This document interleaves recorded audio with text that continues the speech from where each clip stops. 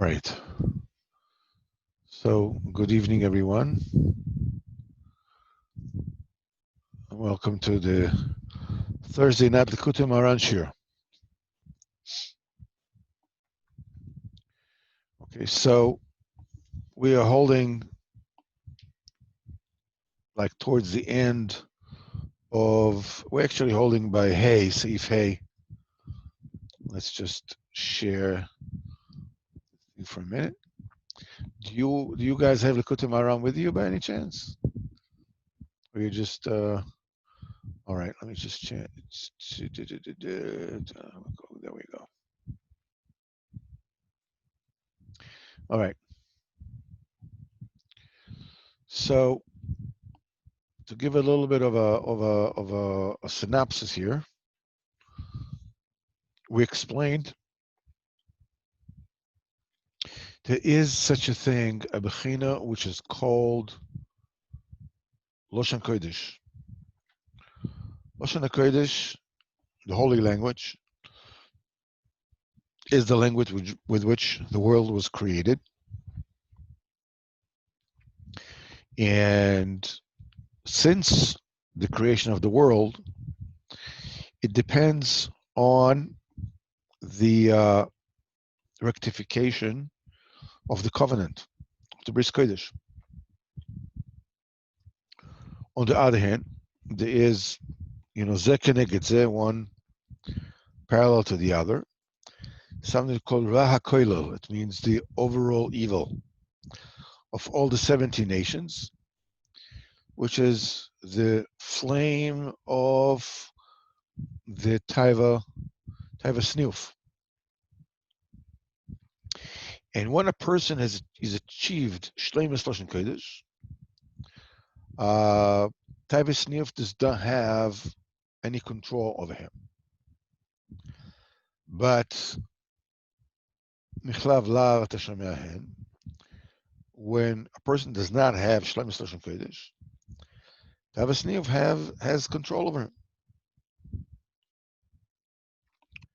We'll also explain that you have an in-between buffer between the Loshen Kodesh and the Lashon HaSa'akum, Ra Koilel, and this is a mixture of good and bad, and this is called Klipas Noiga. And we said the Klipas Noiga is basically where the entire avodah of a person in this world takes place, because there's really no choice when it comes to evil. You're not supposed to do Averis. It's like, it's out of the question. I mean, obviously, you have a choice whether to do it or not to do it. But basically, once you're committed to the principle of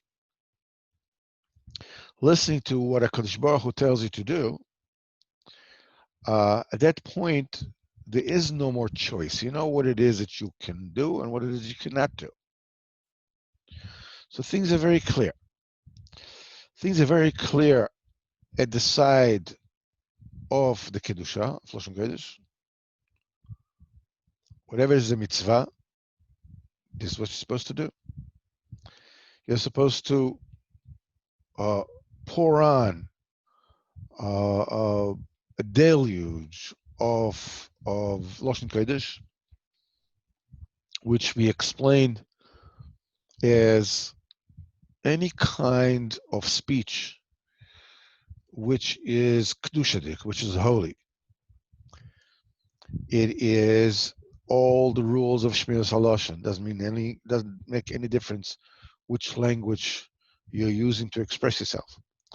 The same thing applies to not doing something called hoinos dvarim, which is not using hurtful speech. And it is very, very important to understand that this is a paramount Inyan, and it should govern not only between a person and his fellow man, but wondrously and surprisingly enough, also between a person and his wife and a person and his children. In other words, a person should not use hurtful speech to his spouse. It's a nos dvorim. It's a ve'er d'oraisa. Same thing. A person should be very, very careful with the speech that he speaks to his children. Uh, it is very common that we use the built-in advantage that we have over our children by the fact that A, they have to give us COVID, and B, while they're small, we can sort of like enforce the issue. And so it is very tempting, therefore, to take them for granted, use them many times as an outlet for frustration. Same thing obviously applies with one's spouse. It doesn't matter if it's a man with his wife or a wife with her husband. There is no justification for a nos dvarim. And on the other hand, the Zohar says that if you have a good word to say to somebody and you're not saying it, Zohar says that it actually constitutes lashon hara, which is a unique understanding of the term lashon hara. Usually, lashon hara means that you're saying something negative about someone. It divides into lashon hara and the isser of rechilus, which is gossip, and the isser of nos dvarim. Lashon hara is, and of course it's on Shemra. There is the isser of telling something negative that the person bad, and it goes to very fine resolutions, meaning that there is lashon hara, there is avak lashon hara, there's a dust of lashon hara. Something like, I don't want to say what this person said, or I don't want to say what this person did, or somebody asks you, what about this one or that one? And you say, I don't want to talk about it. So you didn't say anything negative, but you implied there's something negative there that you don't want to talk about. It's an isra. B'chlal, it's Shmiras HaLashon. The laws of Shmiras HaLashon is something that people should learn all day on a daily basis. It's almost like Hilchos Shabbos. It's almost impossible not to stumble upon lashon hara unless you actually learn the rules constantly, like a daf yomi, like on a cycle. There is an organization called the Chofetz Chaim Heritage Foundation, and they have various daily learning programs in Sefer Chofetz Chaim, and it takes about, I don't know, 2 minutes a day, a minute a day, 2 minutes a day, 3 minutes a day. And the thing is, when you learn the halachos Shmiras HaLashon, it's besides the fact that you know what is actually permitted, what isn't. It also drills it into your mind. This is an extremely important nakuda, obviously, and so we said it in between. They said on the side of kedusha, you're supposed to exercise lashon kodesh, good diburim, strengthening diburim, cheering diburim, dibur of emunah, dibur of chizuk.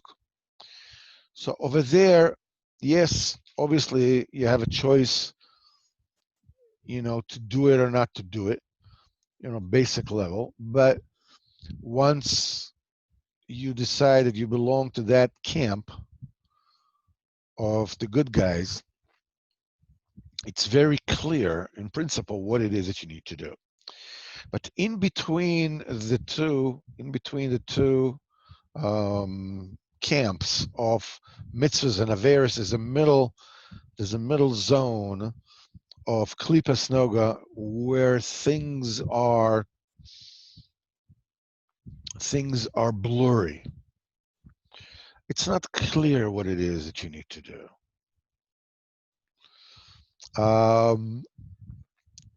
And this is where the bechira is. This is where the fight is. It has to do with all the things which are basically allowed. They're not a mitzvah that you have to do. It's not an aver that you have to not do. But it's something that you may do if you want to do. So on this particular group of choices, if you want, you can do it. Now what comes into play is what your intention is. Do you intend to eat in order to give life force to your body? So you can serve a Kodesh Baruch Hu, to do a mitzvah with your body. Gol nafsho ish chesed, taking care of yourself, taking care of your health, wearing a mask when you go to shul, when you're going out. I actually had a conversation with someone a couple of days ago. I was a Breslover that for some reason, takes for granted this whole inyan of COVID-19 and the whole issue. And it's a very unfortunate thing.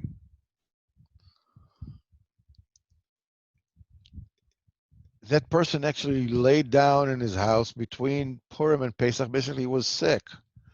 He didn't even bother to go get checked. And so I said, how come he didn't do it? He says, I don't have anything to do with them, quote unquote. He's a Haredi guy, a tzaddik, not just a a fine guy. He's a tzaddik. He's a tzaddik. He's a person who goes around collecting money and feeding people for Shabbos. I mean, he's sending people to Uman. He's more than just a good, run of the mill kind of guy. He's a special guy.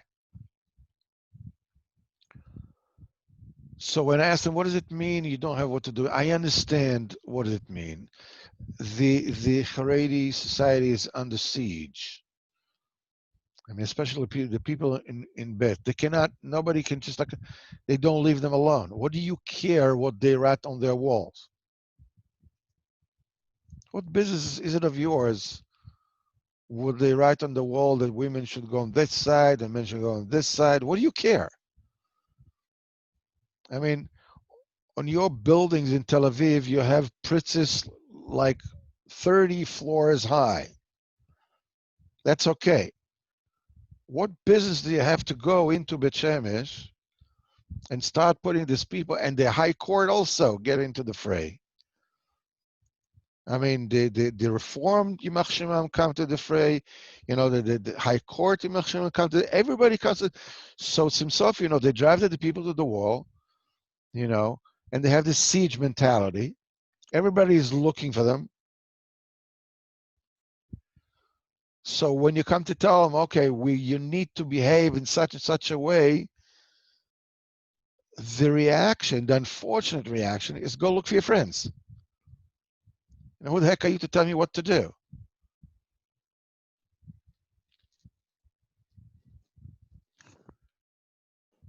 Unfortunately, two wrongs don't make a right. Yes, I understand that you were pushed to the wall and you're under siege. but that has nothing to do with how you behave in guarding your health. So I asked the guy, it's like, why aren't you going with a mask? He says, well, nobody here goes with the mask. I said, what kind of excuse is that? Afterwards, you cried that they close you down.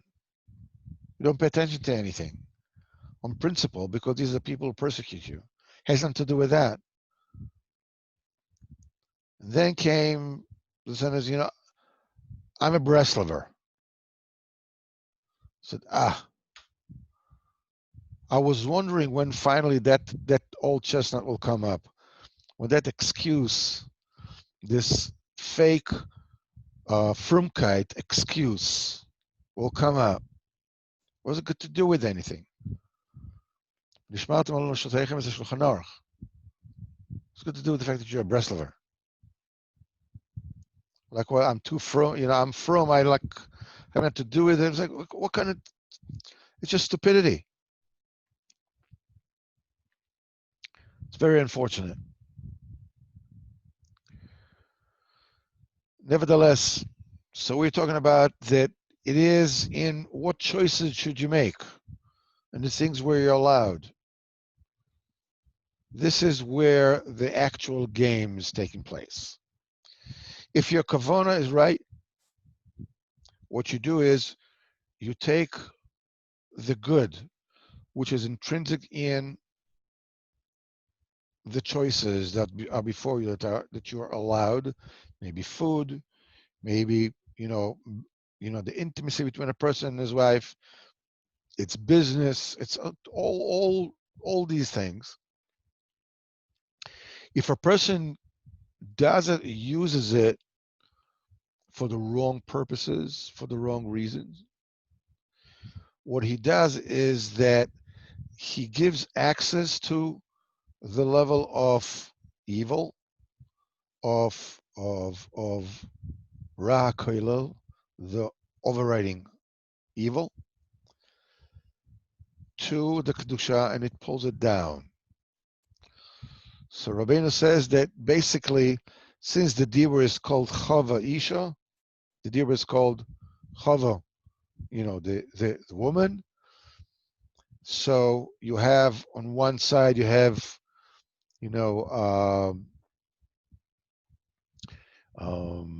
Isha, Chachama, and on the other side, you have Eshes Ksilus, a woman of silliness, of stupidity.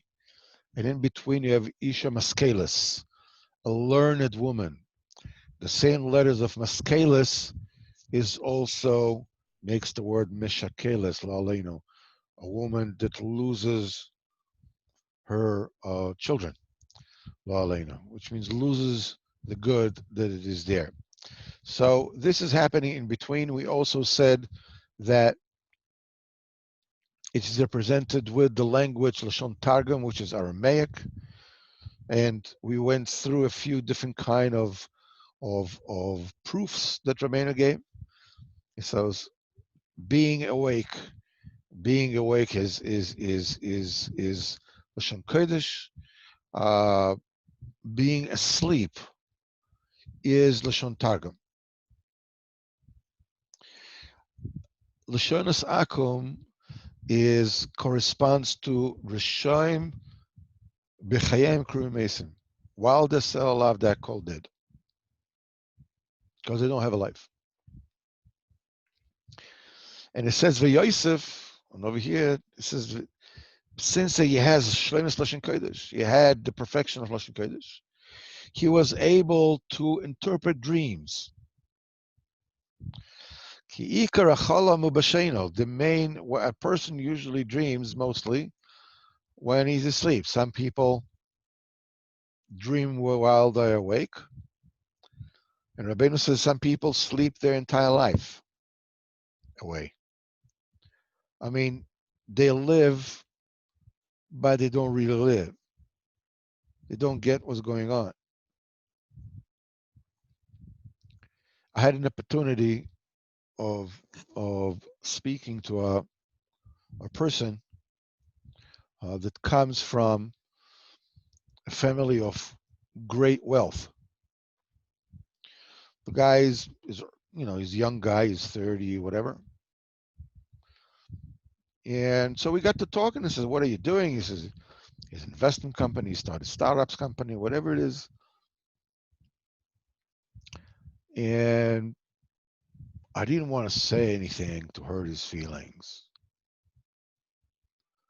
but I was like, "Why? Why do you do this? You have enough money for you, your children, your grandchildren, and your grand-grandchildren." And when I spoke to an uncle of his, and this is also a few years ago, and I said, what are you doing?" He says, "I want to do some business for a few years, and then I want to sit down and learn." When you say I want to be in business for a few years and I want to sit down and learn, guess what happens? You never get to sit down learning. It's like a person saying, "I really feel like moving to the country. Then I'll just go out to make a spade of this. I go to the feld, I'll be able to make a spade of this." Well, guess what? The question is, are you making spade of this now? If you're not making spade of this now, when you live in the country, you won't make spade of this either. Make spade of this now, you'll make it spade of this then as well. Somebody, you can say, "Listen, I can't learn. I need to keep myself busy." All right, I can understand that. But it seems to be a certain kind of as Rabbeinu calls it, a debt, that they have a debt from their father, like their father left him a tzavah. He has a debt. He has to make money. He has to be, he has to make it his own. He has to, why? What's the point? You came into this world in order to serve a Kodesh Baruch Hu. All right, do it. You didn't come to this world, to do business. If you can't learn, you're not shaykh in that, so don't do it. But it's nothing you don't do it. You do whatever it is that you can. But basically, the big problem, and this is this of dream while a person is asleep. That that the Indian of this miscalculation, misunderstanding of what reality is all about is living in a dream. When Rabbeinu speaks about Nikuda Teva, a good point. First of all, obviously, it's to find what mitzvahs you did. But another interpretation of what Shleimus Lashon Kodesh is about, of Nikuda Teva is about, is how do you identify yourself? We told the story of the Rekanti and everything that he went through to the age of 60 or the age of 80, that he couldn't learn at all. And every day he went to shul and he cried. We said this story quite a few times. And we said, like, what what is the thing that enabled him to keep on crying for 60 or 80 years until Mishamayim, they made a miracle, and in a dream they gave him to drink for bear of Miriam, and it opened up his heart in Torah and became the Rekanti. He writes it in the Akdama to his Sefer. I mean, Beseda, you keep on. I understand you keep on keeping on, and it's himself they'll give it to you, Beseda. But the question is, how was he able to actually hold on and not give up 60 years, let alone 80 years? What's going on? How could you do it? The answer is very simple. You know when you falter, when you lose it, when you say, the heck with it, I'll just go and leave Koilel and just be a businessman or whatever it is. When things are not clear to you, when you are not awake, you have a suffix. Am I this? Am I that? I mean, I'm not very matzliach in limudim. I'm not going to be a Rav Elyashiv. I'm not going to be Reb Chaim Kanievsky. Actually, Reb Chaim Kanievsky, supposedly didn't have that good a cup. Reb Simcha Balev told me that he was, when he was younger, there was one of the people that went with to cheder with him, to yeshiva with him, spoke it out about him, very very like dismissively. Like, what's the big spritz about him? He's not Amkan, he's not brilliant, he's not, well, okay, so he sits and he learns. Okay, where is this person now, and where's Chaim Kanievsky now? So the question is, are you awake or are you asleep? If you are asleep, that means that you have a suffix. You don't know who you really are. It's not clear to me. I'm not clear-cut, go to the door. I don't have photographic memory. I don't understand what I'm learning. And so what? If you don't understand what you're learning, what's the problem? Just go ahead and learn. The mitzvah is to learn. This is a shitiu amelim b'Torah. You should toil in Torah, not that you should be matzliach and should be go to the door. That's not what it's about. Yeah, but the answer is there's a suffix. I'm like, the minute you have a suffix, this is the thing that allows the access to the Isha, Eshes Xilus, the woman of foolishness, the evil, the overriding evil, to use this interface of Klipas Noiga and go into Loshen Kodesh and pull it down. Go ahead. You're not meant to learn. You're not meant to be in Koilel. You're not meant to sit and learn. You don't understand this is anyhow.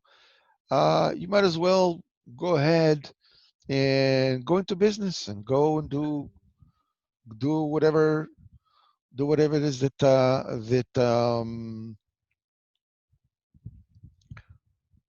hits your fancy, as it were. That what people do is they take the safe choice. Just my chavrusa is just give me just 1 second. I'll just put it. Okay. The answer is, look, I don't know who I am. I don't see myself as a ben Torah. I don't see myself as somebody who belongs to Torah. The Torah is my thing. It's not clear to me. So therefore, something, I'll go to work. When I'm working, then it's like it's a safe zone. I know who I am. I know what my responsibilities are. I know what I need to do. I have, self-worth. I have whatever it is. Things are clear. But really, they're not. You're asleep. Baruch Hashem, you go shul, you go to daven. Everything it's wonderful. But the problem is that you're asleep.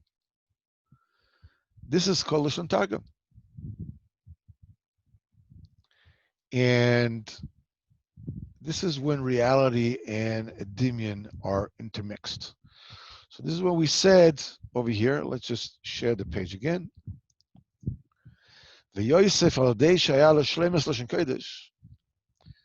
Since he possessed the Shem Lashon Kodesh, he was able to interpret dreams because the main reality of a dream takes place during sleep.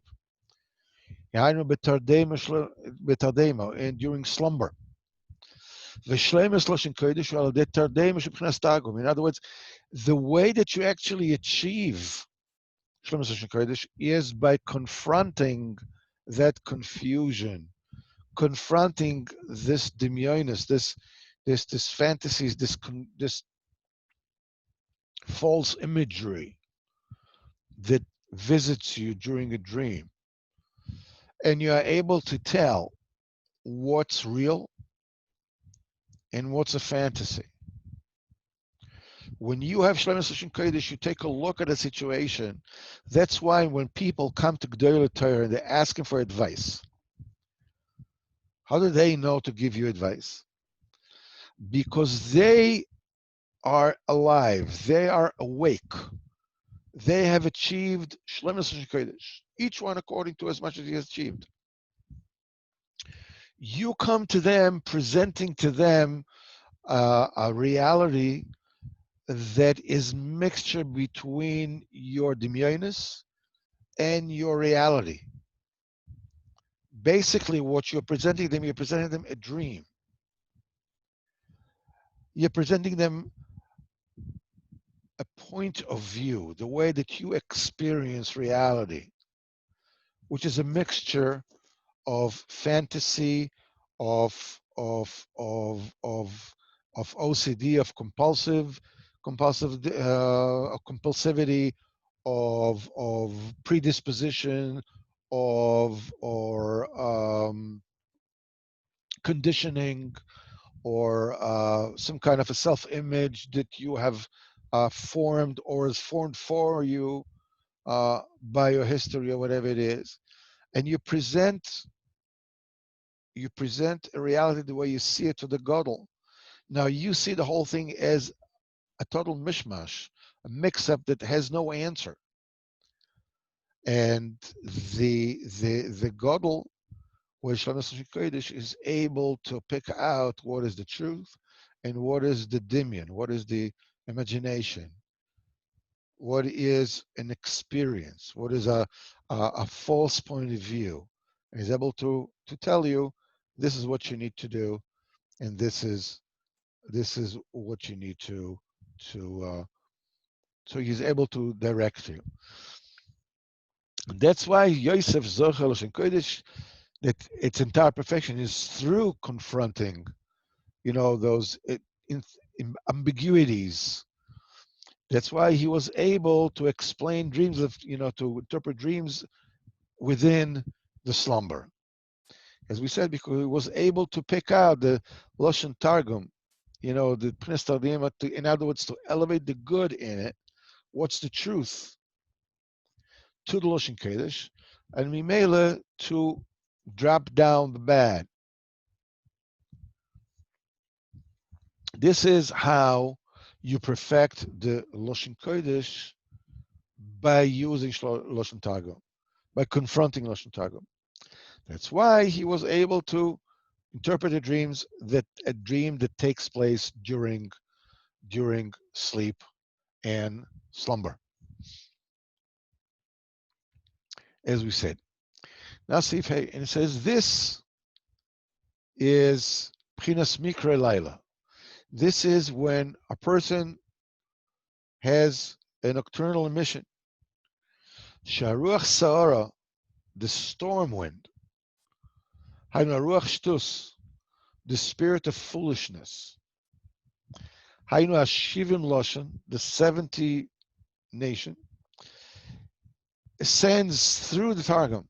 You didn't make the right choices. You allowed the Loshen Targum to go up through the slumber, Aladei Sheino, through the sleep.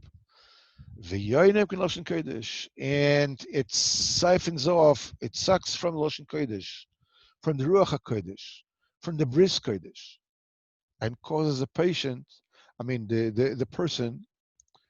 to fall into this thing. And it says, and this Rabbeinu says like this, because the heat is something natural. The thing is that the heat has to be cooled down. The question is what mechanism you're using to cool it down. Anybody who has achieved the perfection of Loshen Kodesh, Mekarer es chamimusoi b'Loshen Kodesh. He cools off his heat with the Loshen Kodesh. There's a pasuk in Tehillim that says, Cham libe bekirbi. My heart is burning inside me. Dibarti b'lshoni. I've spoken with my tongue. When it says, what does it mean? Shemekare chamimusoi b'dibo shel kodesh. That he cools off his natural heat with a speech of kodesh. That's why in Bereshis, when Adam saw Chava for the first time, he says, "Zosapam etzem atzomai." This time, this is an essence of my own essence, the bone of my own bones. Rashi says, and the Medrash says, "Mikan sheniskara daitei b'Chava." In other words, he was satisfied with Chava. What does it mean? It means he was satiated with Chava. But the lotion that Chazal used is golden. It's not a coincidence. It says his mind was cooled with Chava. And somebody who was not holding at that darga of Shlom Kodesh, he also has to be cooled somehow. Then the Ruach Sela is, cools him off. Something called Mikra Laila. Mikra Laila is a lotion of Mikra, means it's a coincidence, it's an incident. But this speaks about a Shekorcha Baderech, which is about Amalek. Amalek, what did he do? He cooled you off along the way. You have here three things. Asher korcha baderech. It says korcha baderech. It says korcha. This is from the shorish of kar, of coldness, of cool. And baderech, derech is derech isham and efes. This is the intimacy between a person and his wife. Korcha baderech. Shon krirus. It's a chilling in something which is called derech. This is a way of a woman who is, loses her way, as it were. What does it mean? What is a derech isha menefes? The road of a woman that is unfaithful. Sharuach se'ara hoylech derech hatargum. The ruach se'ara travels through the Lashon Targum. Shu B'chinas Noiga, that's the midsection. V'ino yoinik min hachashmal anal, and it's yoinik from that deflector shield that is around them, when it prevents from the tumor to reach you. Ve'Eliyahu היה יורש רוח הקודש. Elisha היה יורש מאליהו רוח הקודש. Elisha has inherited the Ruach HaKodesh from Eliyahu, his Rebbe.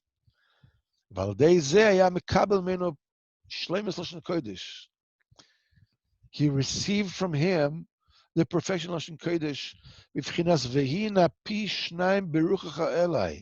when before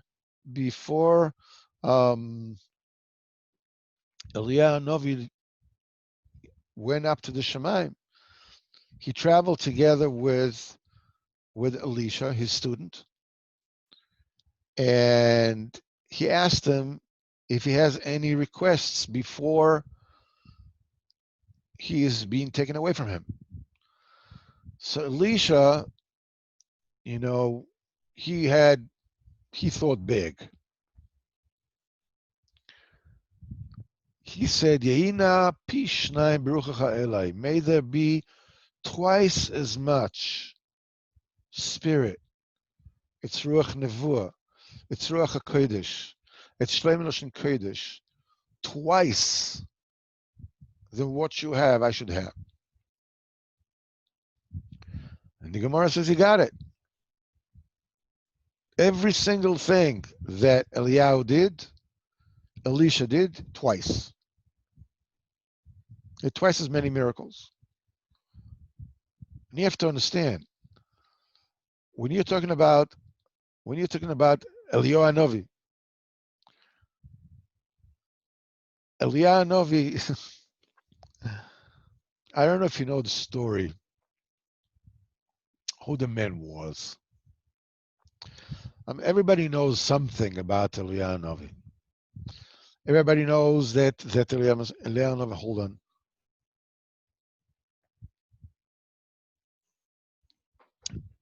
Got a frog in my throat. Sorry.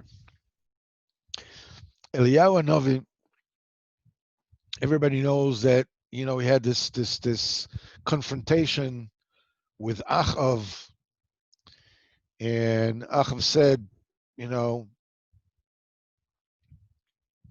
see in the Torah, it says if you're going to serve idols, there'll be no rain.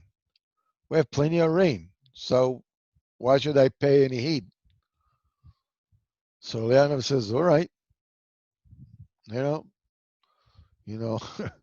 you pay as you get your choice. And he says, okay, no more rain. Leonov said, no more rain. For 3 years, there was no rain. 3 years, no rain. Afterwards, after Achav, so you probably all know the story of how all this has happened. When he comes back with Achav's son, after Achav died, his son says he heard that Eliyahu Hanavi is prophesying negatively about the kingdom of Israel because they worship idols. So Yoram, the son of Achav, is sending an army, a platoon, not a whole battalion, but a platoon. Bring me Eliyahu Hanavi. So Eliyahu Hanavi is sitting there on a hill, and this platoon comes. I don't know how many people there were. I forget, 30 or 40, whatever it is. And he says to Eliyahu Hanavi, the men of God, by the order of the king, I order you to come down. I'm supposed to bring you to the king. Well, guess what? You don't speak to Eliyahu Hanavi that way.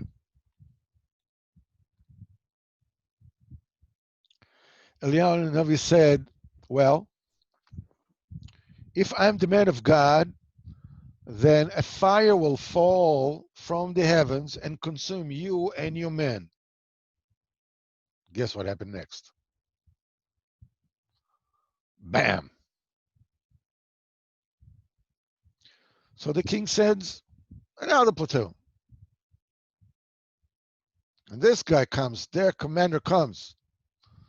In the name of the duke, the name of the king, the name of the Ish Alakim, come down. We're supposed to bring you. So Ravi says, come again. If I'm Ish Alakim, may a flame come down from heaven and consume you and your men. Guess what happens next? Bam. So the king sends a third platoon. Well, the commander of this platoon, understood a little bit. It's like, I mean, if it doesn't work, it doesn't work. It's like so he gets down on his knees and he climbs up the hill or the mountain, whatever it is, on his hands and knees and begs Eliyahu to come with him. Eliyahu says, okay. Since you're being polite, I'll come with you. This is Eliyahu Novi. It speaks to Kadosh Baruch Hu. Eliyahu Novi that went up to Shemaim in his body. Okay? Did not taste death. And Elisha, when Eliyahu Novi asks him, what would you like before I go as a going away present? He tells him, I want twice the spirit that you have. And he got it. So let's take the text again and take a look. Ve'elisha yeresh miliyah ruach hakodesh.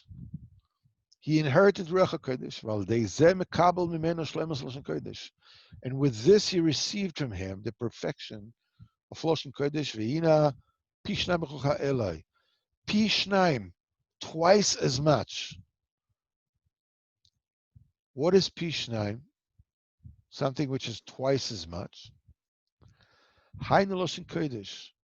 Because we have a rule of Shnaim Mikra Ve'echad Targum. It's not a coincidence that you're supposed to say twice the Chumash in Lashon Kodesh and once in Lashon Targum. Because Lashon Kodesh is Pi Shnaim from Targum. It's twice as much. Lashon Targum is sleep. Lashon Kodesh is awake. This is why about Elisha, when he was residing by the woman in Shunem and her husband, and the woman said, he used to be a achsanai there, used to be a guest there.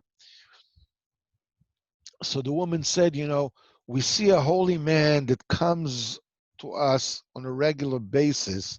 Let's build him a specific, an attic, whatever it is, so he has where to stay, a privacy where he needs to stay. And she calls him Ish Kodesh over Alanatam. He is a holy person who visits us on a regular basis. So Chazal says, how does she know that he's a holy man? How does she know that he's not Chas v'Chalila a faker? Says the Gemara Shalorasa Kerias Dinoi, that she didn't see any emissions on his bed sheets. That means that usually when a person is asleep, not necessarily even when you're talking about Chas v'Chalila, a person who is mamish seeing has an emission, but when a person sleeps, it is a normal state that the body leaves in the sheets a foul smell. This is also a bechina when a person was not zoicha to shlemus lashon kodesh. She, making the sheets, changing the sheets in his bed. She has smelled the smells of Gan Eden on his bed. She realized this comes from holiness. Why? Nitzalim mikre laila kanal. As we said before, the main Shlemus Lashon Kodesh is through the Targum. You have to confront the Targum, which is a slumber, and when you sift it and you take the good out of the bad, then you are safe from Mikra Laila Shabbat Ardema. So, meaning, what we're looking at here is that it's not like You know something? I don't know. Maybe I'll get it. Maybe I won't. I don't have to really get into it. I don't really have to work on my kedusha. It's enough that I live in that area. Meaning, I'm a frum Jew. I go to shul, I daven, I learn. Oh, more or less, whatever it is. But I'm on this side of the fence. I'm the side of the good guys. So I don't. I don't know what. No, what's the big deal? It's not a. Haven't killed anyone. Abeni says that you have to understand. You are playing while you are alive. You are playing in the big leagues.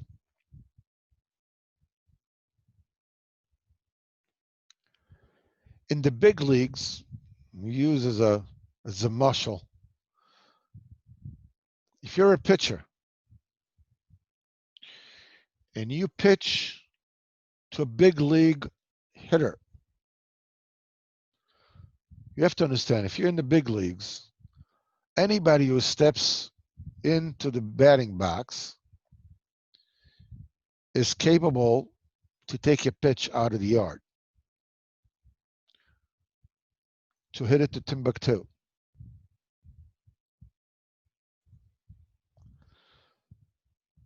If you don't make a good pitch, if you make a mistake, he'll hit it out.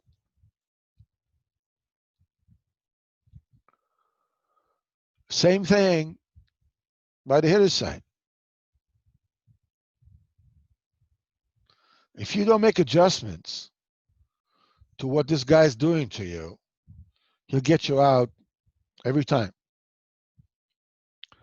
There's a saying that says the good pitching will always win over good hitting and vice versa. When you are alive, you are playing in the big league. You don't live in like a certain kind of place that nothing really happens. Sometimes you're confronted with tests, so hopefully you overcome them. And sometimes you're sitting, you're learning, you're davening, you're doing a mitzvah, you're keeping Shabbos, whatever it is. But the rest of the time, you're like, you're in between. You're between this and that. It's like, there's no such thing. You're on basically all the time. Even when you're not on,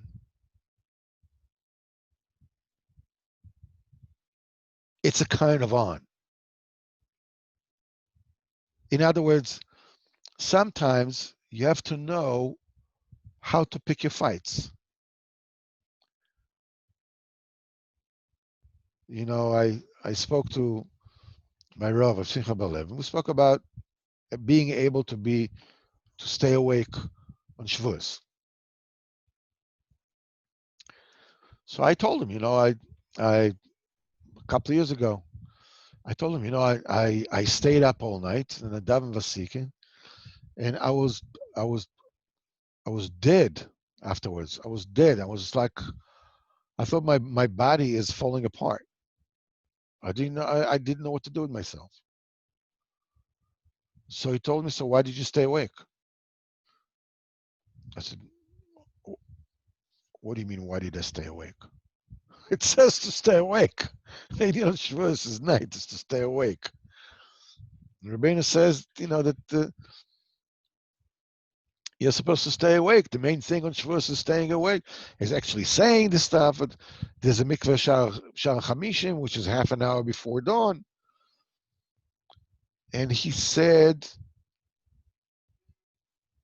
I said, why didn't you? So why didn't you go to sleep? So what do you mean? Why did I go to sleep? I'm supposed to stay awake. She says, but you see what he did to you? I said, yeah, and you know something? It happened to me a year before also. She said, you're doubly stupid. Why didn't you ask? Why didn't you ask? Come and ask.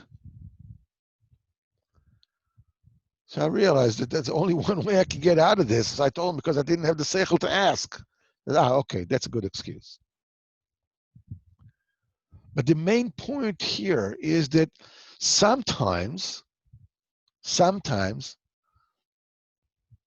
you have to pick your fights. You have to pick your battles. Sometimes there's something very important that you cannot do, like staying away at night. So you don't. Sometimes you come to davening and your head is, it's like you worked hard all day, whatever it is, you're going to say Kriya Shema, in the evening, and you are bushed, you're exhausted, you're like, you're way out of there. And the only Krishma that you can say in the evening is a Krishma that it's a pathetic Krishma. Guess what? That's the kind of Krishma that Kodesh Baruch Hu is expecting from you. A bushed, almost spaced out Kriyat Shema. Even when you're not on, you're on. The consequences of not working on Shlemus Hashem Kodesh, on more diburim, on more speech, on more talk, the consequence of not doing it is that the tumor will come to you. It is waiting. La petach chatas roivitz. Petach is your mouth. It's either ptach picha v'yeru dvarecha, open your mouth and let your words shine, or la petach chatas v'roivitz. Through the petach he will come in, and he will defeat you. It's a struggle on to the death. He's not going to leave you alone.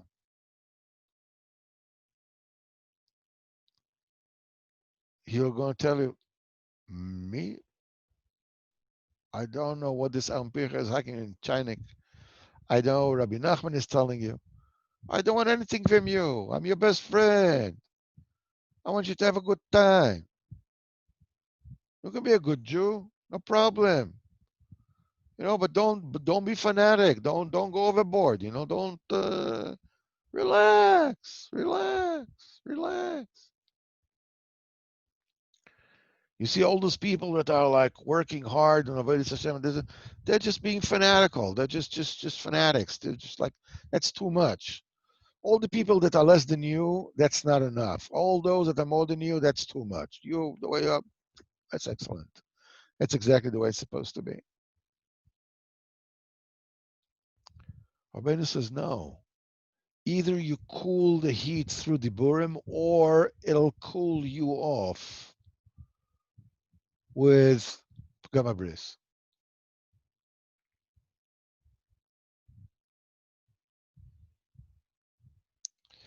And you go step by step. You pour on diburim. The main thing is put in diburim. Make hisbodedus. Say good words to the people around you. Be very careful of lashon hara. Be careful of causing tsar to anybody, especially to your wife and your children. Don't try to control your children with anger. Don't try to control your wife with anger. Don't try to control your husband with anger. You have to work on Shlemus and Kodesh at all times. And the same way that Elisha got from Eliyahu Novi, the same thing you can receive from the tzaddik. That's why you have to learn the tzaddik's farm. That's why you have to make his this, and you have to ask the Kodesh Baruch to bring you close to Rabbeinu. Close to the tzaddik, close to the tzaddik, close to the tzaddik. That gets you the shlemus, because the or upon him is by the tzaddik. The Shlemus and Kodesh in the very beginning we saw is by the tzaddik. This will be it, Mitzvah Hashem, for tonight. Bezat Hashem will continue next week, Thursday. Motzei Shabbos, Bli Neder, 9:30. We will learn Sichas Haran. And of course, Monday, Bezat Hashem, Kodesh Baruch Hu should help. We'll continue with Sipurim Maisis, with we last left the prince on top of the tree. So, good night, everybody. It's been a pleasure and a privilege to be with you tonight.